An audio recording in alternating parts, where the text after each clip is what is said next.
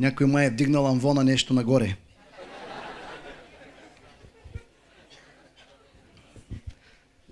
На повечето места са ми високи амвоните, обаче какво да направим? Господ избира яки братя и сестри да проповядват.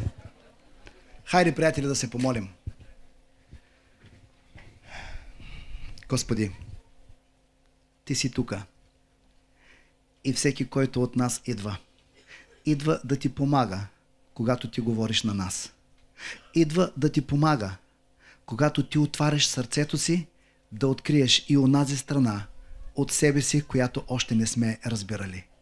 Дай ни тази сутрин отново мъдрост да Те разберем, Господи. Дай ни тази сутрин, Боже, отворено сърце и ум, за да може законите, които си ги написал вече вътре в нас, да ни станат ясни, разбираеми и най-вече дай ни сили да се покоряваме, защото молим се за волята Ти, а тя винаги идва и когато дойде, очаква се покорство. Дай ни сили да се покоряваме, Господи. В името на Исус, нека бъде вързано всичко това, което разсейва и заблуждава в този момент. В името на Исус, нека бъде ограничено всяко него действие. Господи, освободи умовете ни, освободи сърцата ни, за да Те разберем отново. Да се срещнем днеска на това място, лице в лице и сърце в сърце с сърце. Господи, дай ни отново от себе си, за да заприличваме все повече и повече на Тебе, като Те отразяваме. Господи, да бъдем отражение на Твоята слава. В името на Исус. Амин. Хубаво послание за любовта. Аз само малко ще продължа. Когато ходим в любов, нека наистина да ходим в любов с правилната мярка справедливост. Защото понеже сме по Божия образ и подобие, Бог е вградил в нас и справедливост. Справедливостта е всеки да си получи онова, което заслужава. Така ли? И ако ходим само в справедливост, няма да можем да намерим къде ни е любовта. Обаче, ако ходим само в любов, без да има капчица справедливост вътре, която да бъде в правилната мярка употребявана можем да бъдем като разграден двор. Всичко е любов, без значение кой какво върши, колко греши, нали? Всичко е любов. Да, Бог е любов, но Бог всъщност е и справедлив. И Той много умело умее да смесва двете. Да ви даде Бог мъдрост, много повече да ходим в любов, отколкото и да имаме правилната мярка справедливост, отколкото само да търсим справедливостта и да искаме всеки да си получава заслуженото. Нека Бог да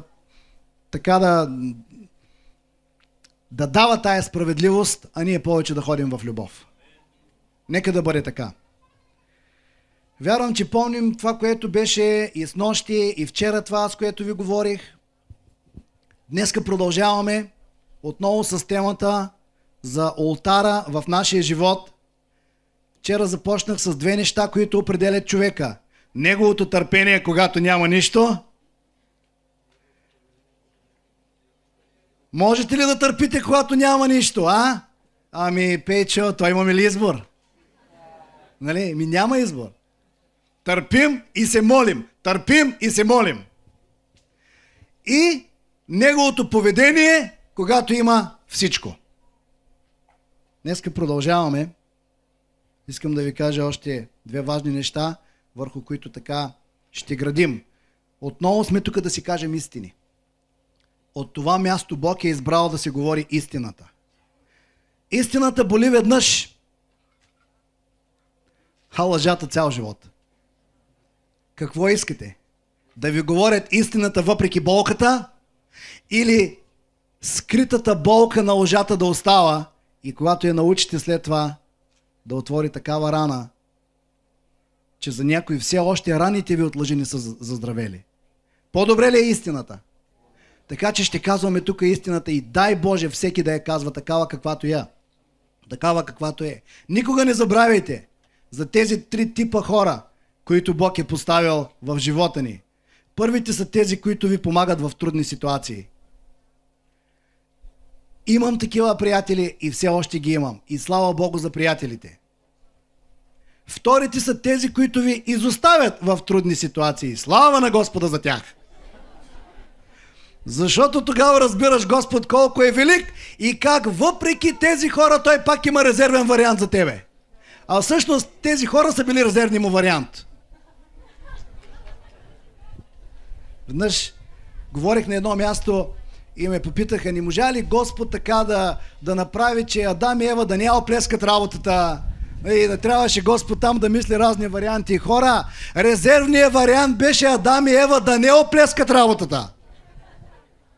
Разбирате ли? Ако четете Библията и в Новия Завет ще видите, че Бог видя, че като създаде човека, човека ще се греши. Измисли спасението и тогава направи човека. Така че Адам и Ева, когато се грешиха, влязаха в основния вариант. И третият тип хора са тези, които ви поставят в трудни ситуации. Слава на Господа и за тях! Намират се и такива покрай нас. Така че благодарете на Господа за всичките тези видове хора. Когато те са около нас, Бог е все и във все. Ние го разбираме все повече и все повече. И така, днес ще говорим за Бог и Новия Завет. И ултарът на Бога в Новия Завет. Защото ние живеем в Новия Завет. Стария Завет е ясен. Ей, там на хълма има алтар и от време на време, когато не съм уморен, отивам там, дано и Бог не е уморен да слезе от небето. Нали? Но искам да направя леко въведение да ви дам. Защо е направен Новия Завет? Не е правилно това, което чувам на много места. Всъщност аз също в началото на вярата така съм го разбирал и съм го говорил. Новия Завет е направен за да промени нас. Така ли е? Второ нещо. Новия Завет не е направен да промени Бог. Така ли е? Тогава защо си мислим, че Бог в Стария Завет е един, пък в Новия Завет друг? Искам да ви кажа, че какъвто е в Стария Завет, такъв е и в Новия Завет. Каквито са му действията в Стария Завет, такива са и в Новия Завет. Не е вярно, Пейчо, в Стария Завет той наказваше, в Новия е само любов. Абе, питайте Анания и Сапфира.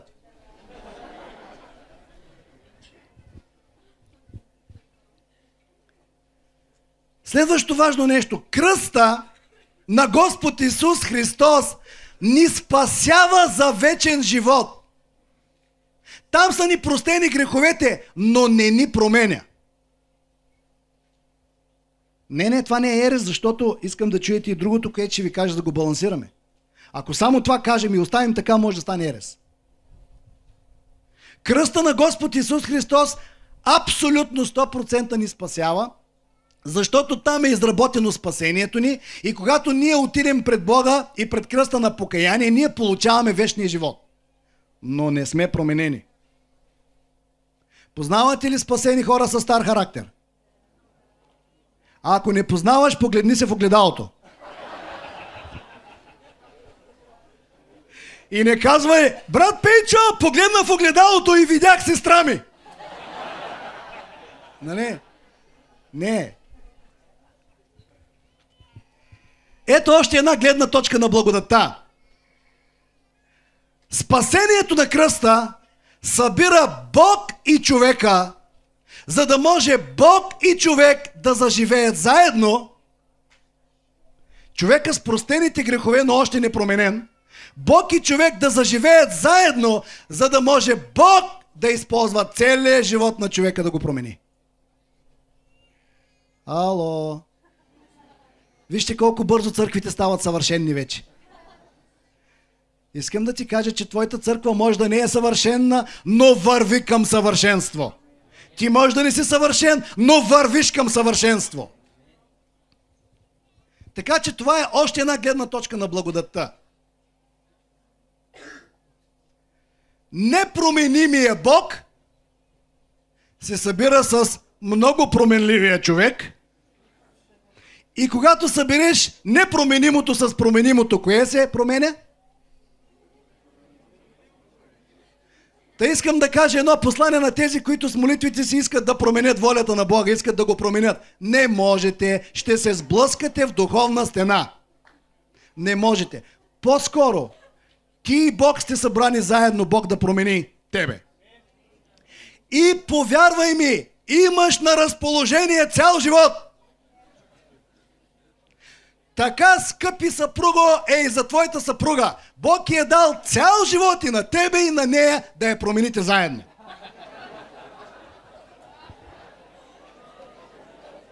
Всички жени да кажат амин. Кандидат булките и те. И скъпа съпруга, същото важи и за тебе. Бог дава на съпруга цял живот да бъде променен, като използва себе си и тебе. Вчера казахме каква е гледната точка, нали? И сега продължаваме нататък в така самата същност на нещата. Малко по-подробно, какво е това олтарът? Олтарът на Бога. Какво е това нещо? Ние живеем сега в Новия Завет. Какви са тези олтари, за които ни говориш? Хора, ние сме поклонници. И вчера завършихме с това, че започваме като вярващи, за да завършиме като поклонници. Започваме като вярващи в Бога, за да завършим като синове и дъщери, общуващи с Татко на небето. Разбирате ли? Бог ни е усиновил, така че няма само вярващи да бъдем. Трябва да разбереме, че Той е и нашият Татко. Така че пътуваме просто от един вярващ, който е на земята, и един Бог, който е на небето, толкова близки да станем, като син и дъщеря, общуващи с нашия Татко. Амин. Олтарът. Какво е това? Какво е това? Някои неща от вчера може да ги повториме, но пък не е безопасно за нас да повтаряме. Мястото, където Бог и човек се срещат. Мястото, където Бог и човек се срещат, се нарича олтар. Понякога олтара може да бъде един болен човек. Здраве отива да се моли, като плаща с време и любов. И Бог от небето и Той се събират там заедно. Огън пада от небето и болния става здрав. Амин. Място, където Бог и човек се срещат. Второто. Мястото на даване на обещания. Тогава, когато имаш молитва, това може да бъде твой олтар. Място, където Бог дава на тебе обещание, но не забравяй, че и ти му даваш обещание. Въпросът е, изпълняваш ли ги, когато ги даваш? Защото Бог обича онзи човек, притчите е писано, Соломон го е казал, който дори и когато се е клел в своя собствена вреда, не се отмята от думата си. Какви хора познаваме? Такива, които се отмятат, или такива, които не се отмятат? Повече какви познаваме? Алелуя! Сестро, ти направо си влязла в съвършенството. Вземиш да се молиш за всички нас. Канете е сестрата по църквите си. Ще имате полза от това. Следващо важно нещо. Място, където се съединяват небето и земята. Господ Исус Христос заедно с 3 ученика отидаха на Карандила. И там им се явиха Моисей и Илия и Отец слезе от небето и се съединиха небето и земята. Олтара е място, където много често небето и земята стават едно. Защо мислите Господ е направил църквата си? Защото иска да съедини земята с небето. Копнее за това нещо. И аз и ти сме тези инструменти. Да продължаваме ли по-нататък? Вярвам, че ви е интересно. То и на мене ми е интересно. И аз се чувам да казвам някои неща, после които трябва да си ги запиша. Аз вярвам, че доста проповедници разбират за какво казвам. Ние проповедници не ви проповедваме вече с готови откровения. Започваме с готови откровения и се очудваме как някои други идват. По време на това, което казваме. Олтарът е място, където сега това няма да ви харесва, но ще хареса на всички пастири. Място, където никога не се ходи с празни ръце. Знаете ли, че в Стария Завет има стих? Господ казва, никой да не дохожда при мене с празни ръце. Опа!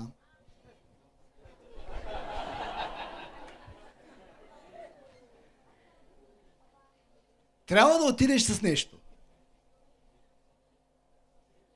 Място, където олтара е място, където оставяш нещо, което ти коства, ама ти си заплатил, не си го взел назаем. Брат, нямам в момента пари, дай ми да си пусна десятъка, моля ти са. Не важи. Сега нямам пари, може ли да ми дадеш 5 лева или 2 лева за дарението? Ще ти ги върна някога. Разбирай, брат, никога. Нашия народ е казал, дай малка сума пари назаем на някой, ако не искаш да му видиш очите повече.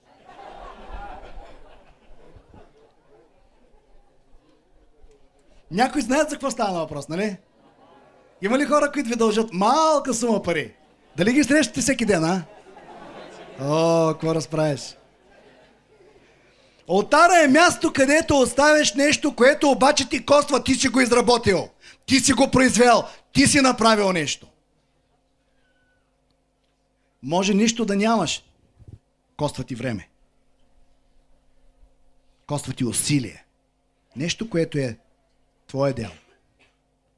А не, нали, все да хванем някой друг вместо нас да се помоли.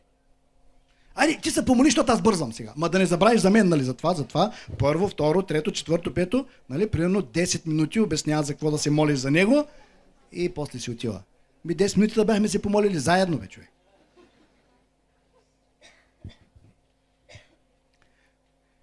И вижте, в Стария Завет беше мястото, където Бог и човека се срещаха отвън. Някак си отвън беше. Отвън мене. Отвън него. Всичко беше отвън. Отвън човека, отвън Бога. Ето тук е мястото, камъните, олтара и Бог идва от някъде и човека идва от някъде и те се срещат. Така беше в Стария Завет. Обаче, ние в кой завет живеем? Ние живеем в Новия Завет и най-много ударение искам тук сега така да вложа, най-много като че ли време и най-много да размишляваме точно тук. Ето един важен въпрос. Къде в Библията има срещи без да има олтар? Къде в Библията можем да четем за срещи на човека с Бога без да има олтар? Сега, олтара понякога човек може да измисли къде да бъде, за да призове Бога, но и Бог също може да измисли и да иска къде да бъде, за да привлече човека там. Обаче къде в Библията имаше такива срещи, където нямаше нужда от олтар? Знаете ли къде е първата такава среща? Първата такава среща. А? Точно така, Едемската градина. Едемската градина. Бог и човека се срещаха и нямаха нужда от камъни. Разбирайте, камъни в добрия смисъл на думата, нали? Защо? Защото нямаше грях. Вижте, когато няма грях, няма нужда олтара да е отвън. Когато няма грях, олтара е на друго място. Тогава ние сме в него и той е в нас. Тогава сърцето ти може да бъде олтара на Господа. Причината е липса на грях. Защото Бог беше в сърцето. Срещите бяха отвътре. И бяха отвън. Аз имам един въпрос. Къде са твоите срещи с Бога? На къде гледаш? Чаках го, брат, чаках го, седнах тук на хълма, чаках го да дойде. Нямаше го на хълма. Ами що не погледна в сърцето си? Може път там да е дошъл. Да ти е казал там.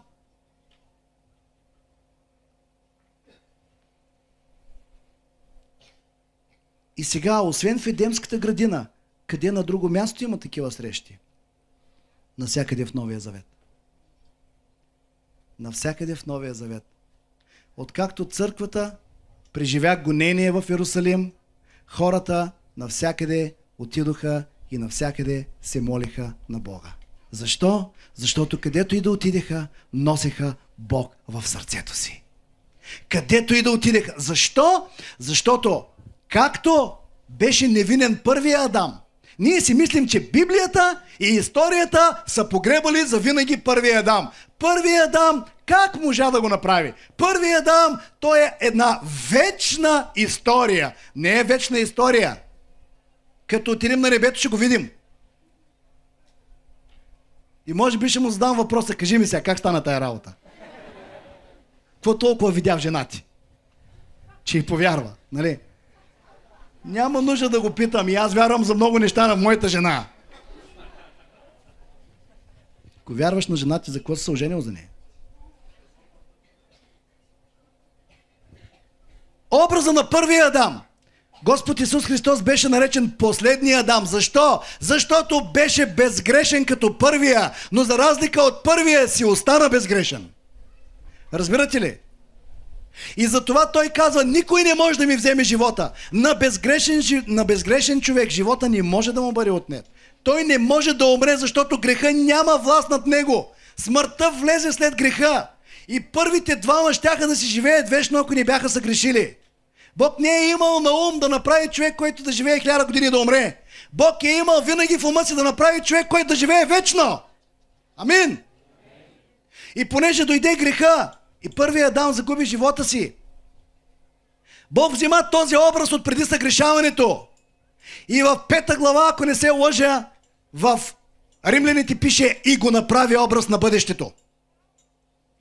Този Адам преди да съгреши е все още образ на бъдещето.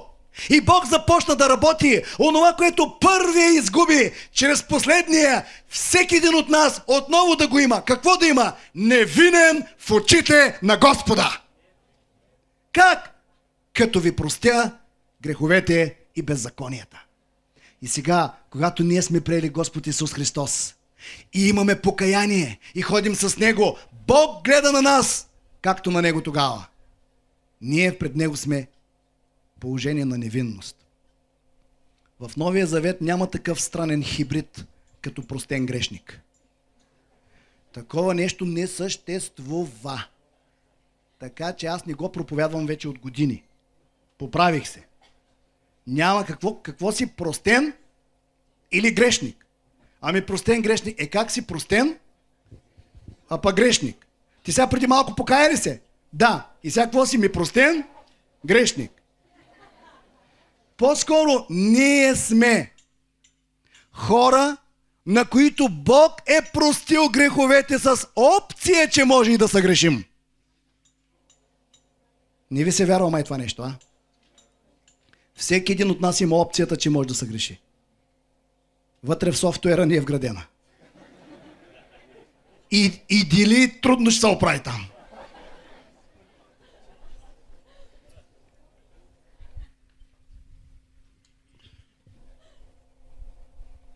И сега, понеже ние разбрахме, че в Новия Завет олтара е в нашето сърце, нека да отделим време да кажем какво се прави на този олтар, какво се слага там и как се слага. Съгласни ли сте? А? Знаете ли, понякога толкова стереотипно се молиме. Толкова сме хванали реда на нещата, че не можем да намерим къде ни е вдъхновението. Не можем да разпознаем себе си.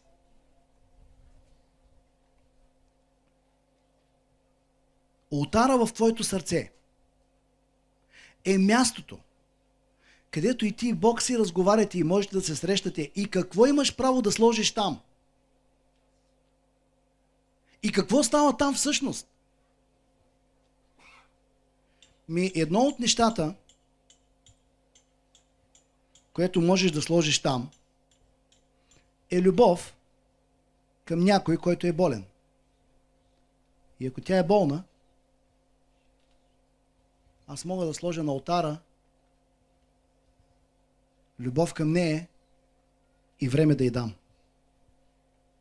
Понякога има обаждане. Виж, искам да говоря с тебе, да се срещнем, така, да ти споделя нуждата, каква ти е нужда, така и така. И аз казвам, виж какво, няма да стане по телефона. Дай да се срещнем, защото по телефона само ще го претупаме това нещо. Какво правя? Слагам на олтара любов и след това решавам да дам време. И когато Бог види това нещо, и той идва. Какво дава той? Любов и време. Понякога може да е това. И тогава се молиш. Ма не се молиш да претупаш нуждата. Господи, сега ти ни видя, айде бъди здрава, айде чао, че нямам време. Не работи така. Нека и нуждаещия се да разбере, че освен Бог и ти го обичаш. Благодаря ти. Понякога може да бъде огорчението от ближния. Знаете ли, една дефиниция, има една дефиниция в Евреите 10 глава или 12, ако не се лъжа, беше за отпадане от благодата. Да ви кажа ли каква е? Започва с търсете мир с всеки. Нали? И онова освещение, без което човек не може да види живия Бог. И внимавайте да не би да поникне някой горчив корен, който да зарази цялото тяло и така да отпаднете от благодатта. Огорчен човек и благодат трудно съществуват в едно сърце. Почти е немислимо. Някой от вас минавал ли е огорчение? Гора от ръце, Господи, не съм сам днеска. Аз вчера ви казах, имаше почти 3 месеца период в живота ми, в който не проповядвах. Не исках да проповядвам. Аз съм си такъв, ако в сърцето ми не е в ред, не мога да изляза и да говоря. Не мога. Трябва да бъде точно отвътре. Откъде да намеря вдъхновение? Откъде да намеря смелост? Откъде да намеря вяра, когато съм превзет отвътре? Как да го направя? Да говорим общи приказки ли? Може би някои успяват по-силни, но аз не съм такъв човек. Искам в сърцето ми да е в ред, за да може да застана отпред. Има и рима даже. Ние не очакваме някои хора да ни огорчат. Примерно по невнимание, ненарочно, по невнимание, аз съм огорчавал съпругата си. Но никога не съм очаквал тя да го направи към мен. Първо няма право. Тя сега ще вземе с чуе проповедта, ама нищо. Обаче веднъж така жестоко ме огорчи. И по принцип сърцето ми е такова, не иска да задържа такива неща и като дойдат, на момента си ги оправям. Обаче този път, понеже не очакваш, заби се, ама така се заби, че от другата страна излезе. И аз бях като ударен. Виках хора, които да ме заместват на службите. Просто не исках. Като пътувах с колата, открих един от начините как да разбереш как си огорчен от някой човек. Ако разговаряш насаме с него, без той да присъства, възможно е да бъдеш огорчен. Аз водих много разговори с нея. Разбира се, не ги казвах. Но във всички разговори, разговорът беше такъв, че аз правя нещо, което и не е да я заболи, за да разбере как се чувствам. И това беше моя олтар.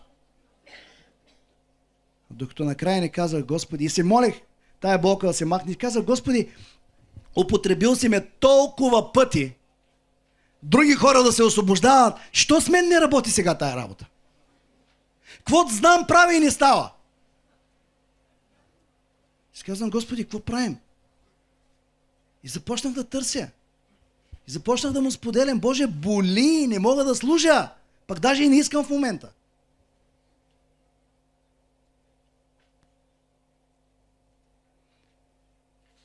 Може би в този период, ако бях проповядвал, щях да приготвя проповеди, в които да заразя църквата, кой е направила жена ми. По-добре, че не го направих.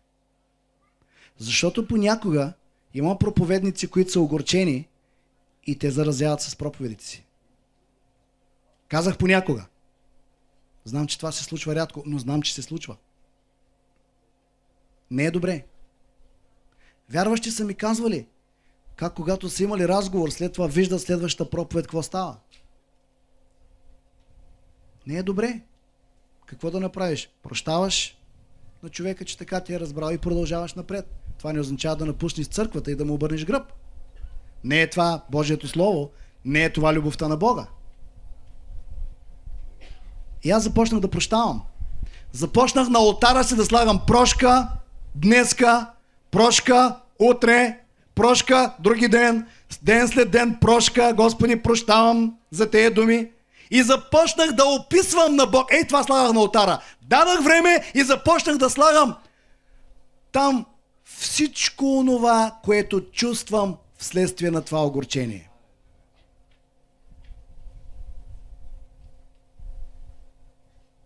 Започнах да обрисувам на Бог как се чувствам. Вижте, той е доктор над докторите, лекар над лекарите, нали така? А ние знаете ли какво правиме? Ето, ела пак. Нещо те възлюбих днеска. Как се казваш? Маргарита. Така. Сега, представете си, че Маргарита е медицинска сестра, а ето този брат, как се казваш? Петър, скалата. Петър е доктора. Петър е доктора в лицето на Бог, нали? Той е доктора. И сега, аз, знаете ли какво правя болният човек? Отивам при медицинската сестра и казвам, моля, как ме боли, как ме огорчи там Иван, така ме огорчи или жена ми. Тъй ме огорчи, направо не мога да я виждам, разговарям си с нея насаме и ни сериали правим без тя да е при мене. И 3 часа и го разказвам, помълваме се двамата и накрая отивам при Бога и Боже, помогни ми, моля ти се. Айде, чао, че нямам време. И аз разказвам това, което би трябвало да разкажа на Бога, на доктора за болестта си, го разказвам на медицинската сестра и доктора не знае как да ме лекува. Не, че Бог не знае, нали? Разбирате ли? И представете си, ако това е Бог доктора, а това медицинското лице, ако това е някой вярващ, само си представете колко време с подробности си разказваме болката като вярващи и не можем да платим с време да кажем на Бог как се чувстваме. Благодаря ви. Разбрахте ли го? Какво слагам на моя олтар, когато разказвам за болката на медицинското лице вместо на доктора? Когато разказвам за болката на брат ми вместо на Бог. Слагам на олтара брат ми и плащам с време, наречено клюка. Понякога. И Бог вижда и казва, как да пусна огъня отгоре да изгори огорчението, като олтара не е правилно подреден. Нали? Или е поправил олтара, обаче сложи правилните работи. Те и у нея, другите имаха олтари, режеха сама, нищо не стана. Затова се научих така. Отварям една скоба. По време на хваление, съвсем скоро в нашата църква, Господ отвори един прозорец на благословение и на благоволение от около 30 минути, в който ни каза, започнете да изповядвате онова, което искате да стане в България. Църкво, давам ви възможност да изповядвате онова, което искате да стане в България. И аз го казах, усетих го. Казах, църкво, Бог ни дава един мандат малък тук, не знам колко време ще продължи и иска да изповядваме и да кажем в духа онова, което искаме да стане в България. Хайде, кой е първи? И сега стоят. И аз викам, хайде, време, давай! И един започна, Господи, велики и страшни Боже, Ти, който седиш на небето, Боже, помогни ни. Господи, колко имаме нужда от Тебе. 3 минути минаха. Пропиляни в нищо. И сега в словото беше изповядвайте, не молете се. Прокламирайте в духа. И аз пак казах, хора, Бог иска да го прокламираме. Какво искате, бе? Абе, старите хора, искате ли високи пенсии, бе? Искаме, пасторе! Ами, айде де! Извинете, че малко се разпалих. Кажете, увеличение на пенсиите!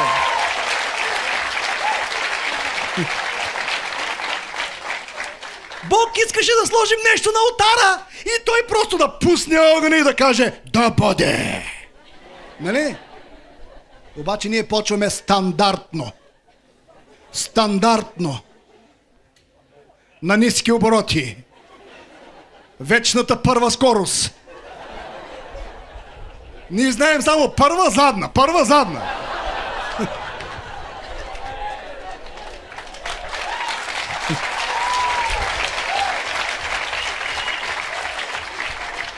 Хора, вече има и шеста. И тя е само за напред. Няма кола направена, колкото са напред, толкова си назад.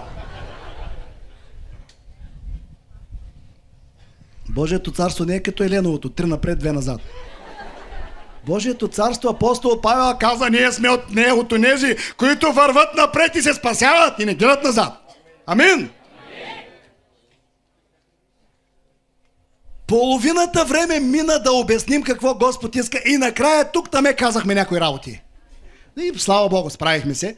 Паче аз малко се поедосах, че изтървахме поне 15 минути. Защо?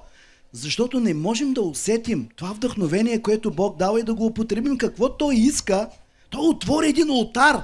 Там в църквата си казва, слагайте изповеди какво искате да стане в България. И това, което аз исках, си го изповядах. Ами сега Господ да му мисли, като ни го е дал това. Това е вече негов проблем, това не е наш проблем. Да се върна към огорчението. Не помня след колко време. Аз и жена ми бяхме заедно и се разговаряме. И вече толкова време мина и разбирам какво означава, когато един проблем продължително време не се оправя. Започва да ти създава начин на мислене, че няма да стане. Започваш да се пропукваш. Аз бях започнал да се пропуквам и си казвам, Господи, какво става тука? Как изобщо може човек да се отърве от това? И в един разговор, така, говорихме си, моето поведение към жена ми беше абсолютни усилия да й говоря меко.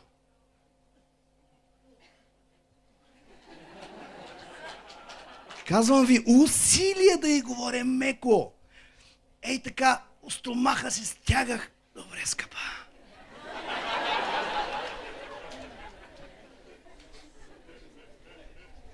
От тук излизаше хубавото, а тук беше лошото. Сякаш раждах. Разбирате ли за какво говоря? Добре. Ето как свърши историята. На моя олтар, наречен мое сърце. Аз и жена ми си разговаряхме и тя каза, знаеш ли, когато аз казах тези думи, усетих, сега за някой от вас, няма да кажа какви са думите, за някой от вас това изобщо няма да бъде огорчение. Ще кажеш, брат Пейчо, да му зачили на акъла. Ай, нека да ви кажа какво беше, искате ли? Просто в едно стълкновение, в което бяхме в дисхармония, моята жена изстрелято и нещо. Ти обичаш едното дете повече от другото. Убима. Това беше. Сега за някой баща това нещо ще бъде, бе, пасторе, чудеца на акъла. За такова дребно нещо. Но за мен не беше дребно. За някои неща са дребни, но за други са голям камък. Камък ми падна. И тя каза, в момента, в който аз го казах, аз разбрах сякаш нещо нечисто излезе и те удари. Аз го усетих. И тя само каза, моля те, прости ми. И аз с тежестта тука, кинжалчето. Така. И от време на време сякаш дявол идваше и те правеше. И аз само казах, ами прощавам ти. И изведнъж, някой го извади. И аз почна да си диша нормално. И започнах да мисля за следващата проповед. Станах свободен. Абсолютно свободен. Толкова дни на олтара. Прощавам, Господи. Прощавам, Господи. Така се чувствам. Това мога, това не мога. И Божия огън дойде и това си отиде. Просто си отиде. Искам да завърша с нещо, което ще помогне на много от вас. Защо? Защото има много разделение, има много разцепление, има много война в тялото Христово заради алчност и сребролюбие, заради пари. Така ли?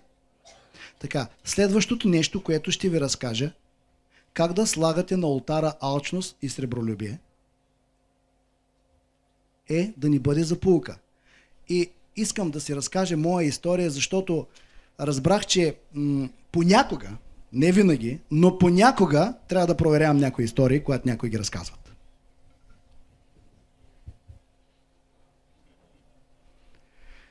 Бог няма нужда от раздувки, нито има нужда от това да скъсиш. Бог има нужда от истината. Библията е категорична, че в небето сребролюбие и алчност няма да влязат. Нито пък завист. И Бог е намерил начин да ги цели. Тези неща ти самия дори можеш да отречеш, че ги имаш в сърцето ти. Там е олтара. Имаше време, в което Бог ме благослови с една сума пари. Няма да ви казвам цифри. И аз бях щастлив. Това беше благословение. Благодаря ти, Господи. Мина известен период от време и аз пак бях благословен. И след още известен период от време един друг човек ми изпрати точно толкова пари, колкото първия път. Друг човек, не същия. И ми каза, знам, че те благославят, затова ги изпращам тези пари. Ти трябва да решиш какво да правиш с тях, защото знам, че един твой приятел също има нужда. Но ти решаваш какво да направиш с тях. Ако искаш му ги дай, ако искаш ги запази за тебе, ако искаш ги раздели на половина. Оф! И знаете ли какво открих? Открих, че ние винаги имаме таван другия колко да получи, но таван ние колко да получаваме няма.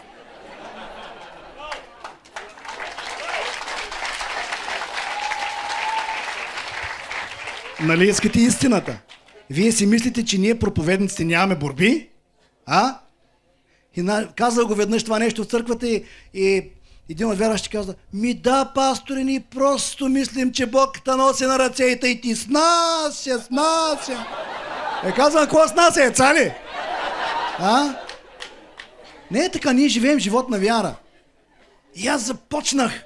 Моето вече си стана мое, моето си беше мое. Оной от другия си беше мое, нали? Обаче сега той от другия, като аз трябва да решавам. Да, сега, те примерно, да речем 50 лева. 50 лева. Господи, аз имам много нужди, аз мога да ги взема. Да. Аз мога да ги взема, пък ти него ще го благословиш. Аз, Господи, не само ще ги взема, аз даже ще се моля да го благословиш. Що не му ги дадеш, пък да се молиш Бог тебе да благослови после, а?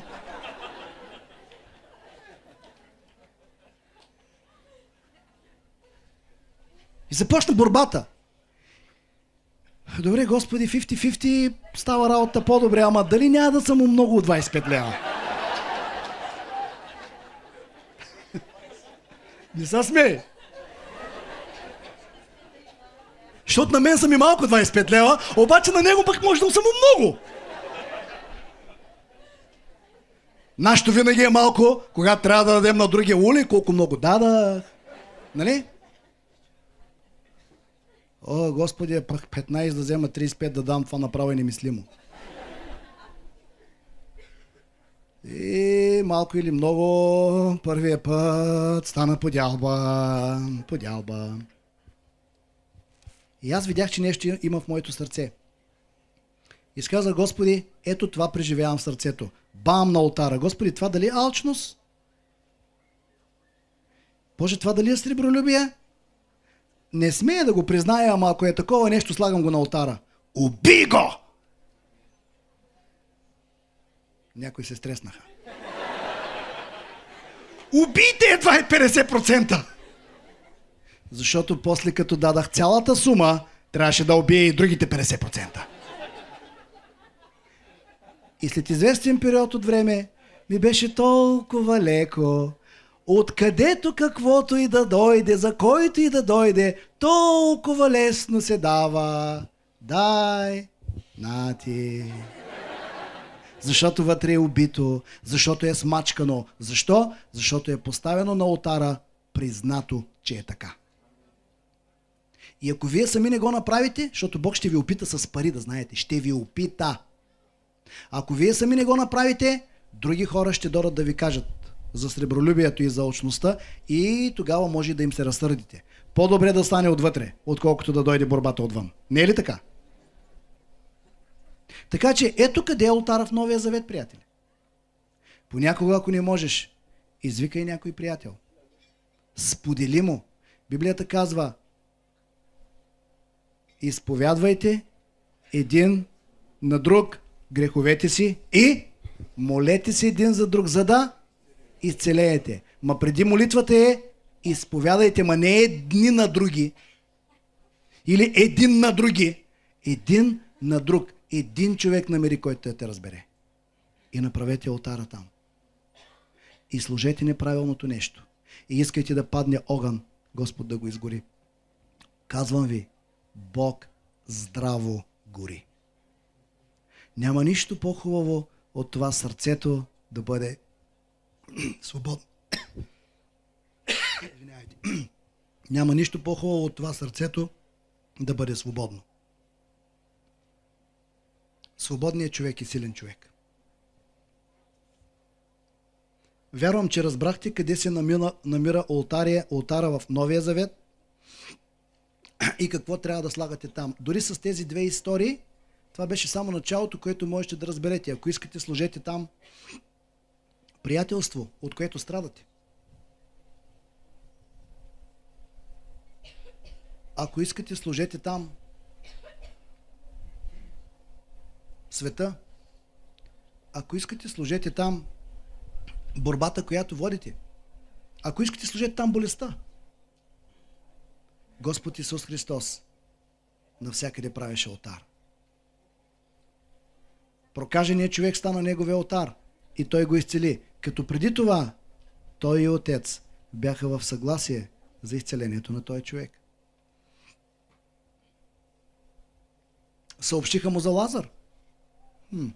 И веднага Исус започва да говори: защо се забави 4 дни? Защото 2 дни говореше с Отец. Той пред гроба го каза. 2 дни говореше с Отец. 2 дни говореше с Отец.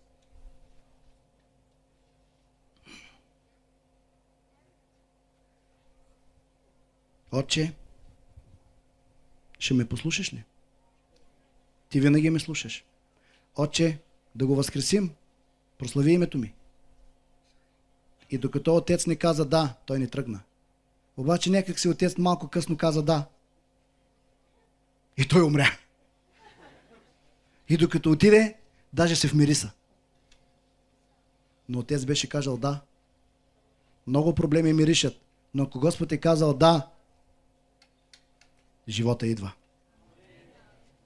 И живота идва. Въпросът е, като Христос, коства ли ни време или искаме всичко да става бързо, като на Макдоналдс? Приятели, платете с това, което можете, за да бъде олтара ви наистина подреден и стойностен, както Бог го иска. И понякога, ще ви разкажа сега една история, защото ние ви разказваме тук успехи, но аз искам да ви разкажа един голям неуспех, който съм имал. За да видите, че аз съм се провалял. И съм оцелял. Не съм съвършен, но вървя към съвършенство. Когато моят началник, там където работих, още преди да стана пастор, умря, аз и жената, от която повярвах, решихме да го възкресяваме.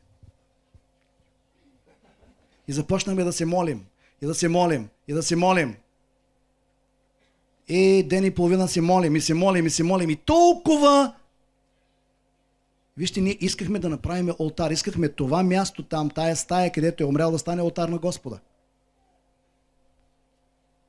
Както при Илия, както при Елисей. И така насърчени бяхме, не получихме кой знае какво нещо от Господа, обаче се хванахме за Словото. Словото казва. Словото казва. Мъртви ще възкресявате. Казва ли го? Казва го. И ние го вярваме. Никакъв проблем. И отидохме, влязохме в стаята.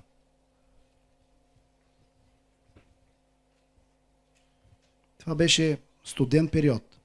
Влязохме в стаята. И аз знаех, че Бог е там. Можеше да го усетиш. Бог дойде да потвърди олтара си. Бог беше там. Попитах, иска ли някой той човек да бъде жив? Никой не каза нито дума. Искахме да изкараме хората навън. Те казаха, ние сме му близки, ще стоим тук и искаме да видим какво ще стане. Ми хубаво. Като искате сензация, си я получите. Само една от дъщерите му каза, да, аз искам тати да е жив. Нали, малко го каза така, тя иска, но понеже остана сама в това, стана и неудобно. И аз се хванах за той. Поне един от семейството го иска. Започнах да се моля за възкресение. Вижте, аз съм изцелен от това нещо. Какво от това, като ви го разказвам? Аз съм си същия. Нито репутацията ми ще падне и без значение е това, което вие ще си помислите. Защото съм изцелен. Разбирате ли? Защото ми е простено. Защото съм си научил урока. Та застанахме и започнахме да се молим. И когато започнах да се моля, присъствието на Бога стана толкова силно. Бог ми даде урок, че беше там. Той беше там до такава степен, че хората, които тогава бяха близки, невярващи, започнаха да си свалят връхните дрехи. Стана им горещо. От присъствие им стана горещо. Бог беше там. В моите ръце, от пръстите до лактите, аз усещах Божията сила. Защото когато влязах, нямаше я там. В момента, в който започнах да се моля, Божията сила падна. Тя слетя в стаята. И в момента, в който казах, в името на Исус Христос, нека духът му да се върне, възкръсни от мъртвите. Това бяха думи с присъствие от Бога и с вяра. Вярвал го цялото си сърце. Неговата жена, аз бях от към краката, неговата жена беше от към главата. Буквално истерично изкрещя. Не! И както седеше, изведнъж изхвърча, от стол ли беше, канапе ли беше, изхвърча, падна върху трупа, върху умрелия човек, продължаваше да крещи не. В същото време обаче пък му се размърдаха краката и аз си викам, айде, и тръгна да става. Защото тя като скочи, краката му се размърдаха и аз викам, тръгна да става. Ама не стана. И само промълвиха ми, като е не. И си излязахме от стаята. И аз бях направо като съкрушен. И си казах, Господи, какво става?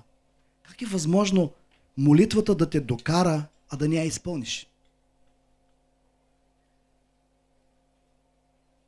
Исус имаше неизпълнени молитви. Съгласни ли сте?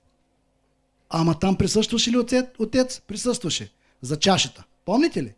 Там беше. Даже ангел от Господа го укрепяваше. Обаче не му се изпълни молитвата да се отмени чашата. Аз видях как Бог присъства и не потвърди онова, за което се молихме. И започнах да го питам. Не, че бях огорчен, но бях съкрушен. Първо, защото много се изложих. Сега разбирам, че не съм се изложил. Всичко си беше на мястото. С изключение на някои неща, които той ми показа. И след това аз го питах, защо ти беше там и не го направи. Искам да знам защо. Отговорът беше: иди в Новия Завет и прочети всички възкресения, които съм направил. Отговорът е там. И аз намерих отговора. И сега знам как един човек се възкресява. Още не сме стигнали до там, обаче нищо не ми пречи пак да опитам. Един път съм се провалял. Не е проблем втори път. Раната е изцелена. Не ограничавайте Бога с молитвите си. Вие не изпълнявате молитвите си, Той ги изпълнява. Когато си молите за изцеление, вие не изцелявате човека, Той го изцелява. Тъй, че поне с молитвата му дайте шанс. Молитвата му дава шанс да направи чудо. Няма молитва, трябва да чака някой друг да го направи. Те разбрахте ли къде е олтара в Новия Завет? Не е отвън вас, а е вътре във вас. Но всеки един нуждаещ се, всеки един болен може да стане олтар, където ти и Бог да се съберете, да платите с любов и време и да стане чудото. Благославен ви. Благославен ви да не отпада вярата ви. Благославен ви да търсите мъдрост. Благославен ви дарбите на Святия Дух да работят в живота ви. Благославен ви да служите за благословение. Амин. Свърши се.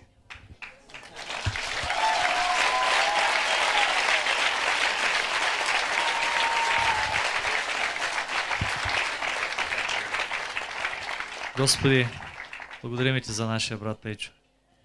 За това, че той винаги е радостен сърчение и онова, което говориш чрез него на нашите сърца. Господи, нека остави не просто дълбока диря, но да даде промяната. Да даде новата посока в нашия живот. Благославяме него, семейството му, служението му в името на Господ Исус. Амин.